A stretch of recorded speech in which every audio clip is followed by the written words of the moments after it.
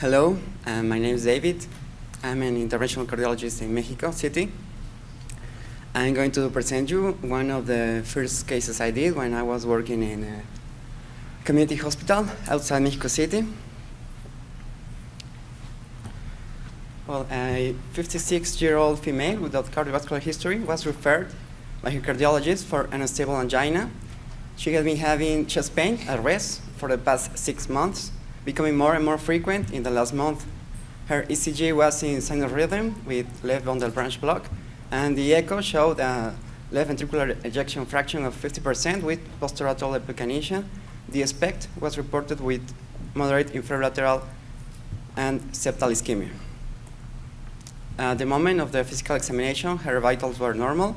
She was overweight and without relevant findings. Her labs were normal. At that lab, as cardiac signs were only available CK and CKMB, which were normal. So we proceed to do the coronary angiography through right femoral access. The left main was cannulated with a Judkins-less 4 angiographic catheter. No coronary artery disease was observed on the left system.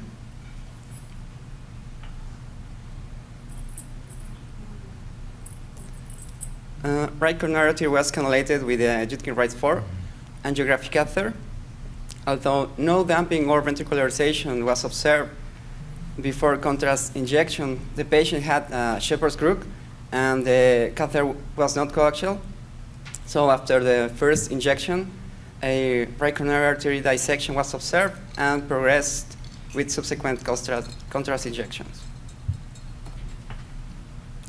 The patient developed chest pain, so a BMWV guide wire was used. No OCT or IVUS were available at that moment, and it was difficult to find the true lumen, but after a while, I did it.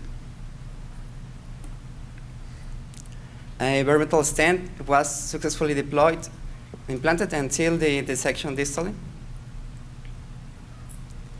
Another bare metal stent was implanted in the vertical segment. And after that, a small type B dissection was left without stent because of the good flow and resolution of symptoms. Well, really, we wanted to put another stent there, but after the recovery of the flow, the patient recovered the Shepherd's crook, and it was impossible to advance the third stent.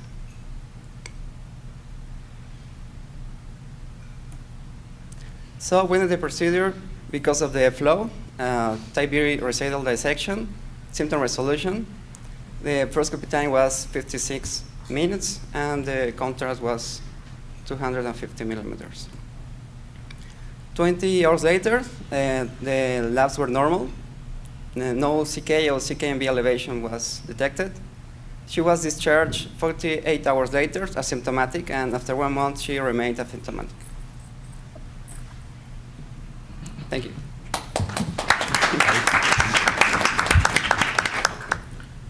Any comments? Sure. Yeah, this is, obviously a case that we're all terrified of, but one of my favorite complications to talk about, actually. So I think you said you used a BMW wire. Yeah. Is that your favorite workhorse, kind of? Well, that's or the one available at the moment, where we were very limited at that time. Sure. And no ARBOS or OCT were never at the cath lab. And that was the workhorse wire that we use in every case. Yeah, absolutely. Just doing a lot of CTOs, we obviously deal with dissection a lot, but I think it's a great point for an open vessel that people often will escalate pretty quickly. But if you have a wire without tactile feedback, it's really hard to know if you're in the true lumen. And so sticking with a safe wire and being patient, the patient still had a little flow then. So using that is a really good way to start. But if that was unsuccessful, what were your thoughts of what kind of other bailout things do you have available? Well, we didn't had another guide wire, just BMWV and Whisper. So I think that that's the only option that we had at the moment. We didn't have cardiac surgery either. So it was up to the BMW or nothing. Yeah, like these are our nightmare cases. A little diagnostic catheter you think is so soft, it's not going to damage anything, and you don't see any damping, but that risk is always there, and it's really quite concerning. And it raises questions, as a field, do we have these labs that are diagnostic only, or have limited PCI capability, or PCI without cardiac surgery? What are our risks that we are taking? And these are the cases that perhaps illustrate some of those risks. And it's great that you have at least a limited supply of wires, at least the rescue equipment for balloons. And I commend you for that. Yeah, and absolutely. And so you can do everything right, and make sure the pressure is good, make sure that you inject gently, that you don't blast, of course, with the contrast, especially when you're deeply engaged. But sometimes this can just unfortunately happen.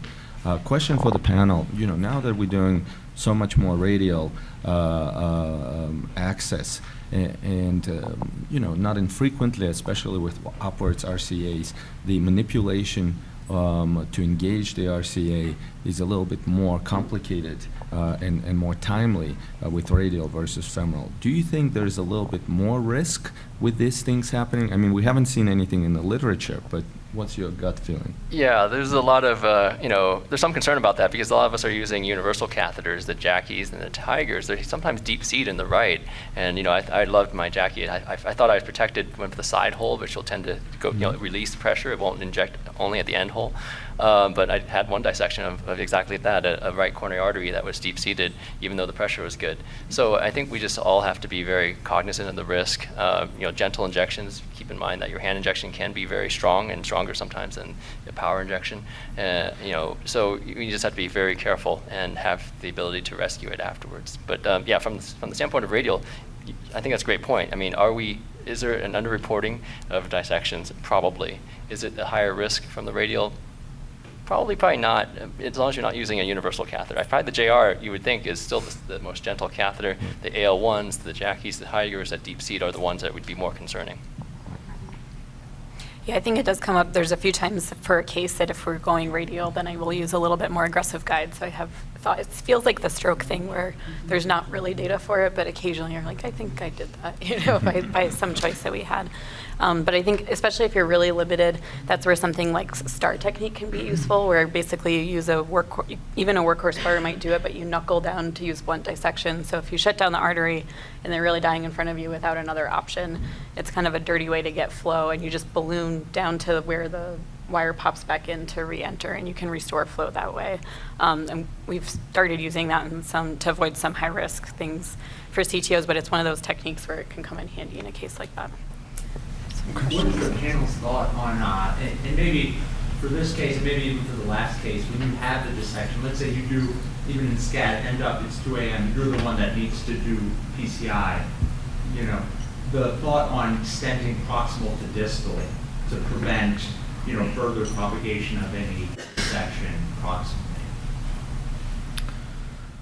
Yeah, that's a good question, and I think people have argued about whether to stent distal to proximal, proximal to distal. Do you have to stent the whole SCAT, especially if it's a long lesion? I don't think we know the answer. I think if you're able to seal distally, you may not necessarily need to stent the whole vessel, and it makes sense.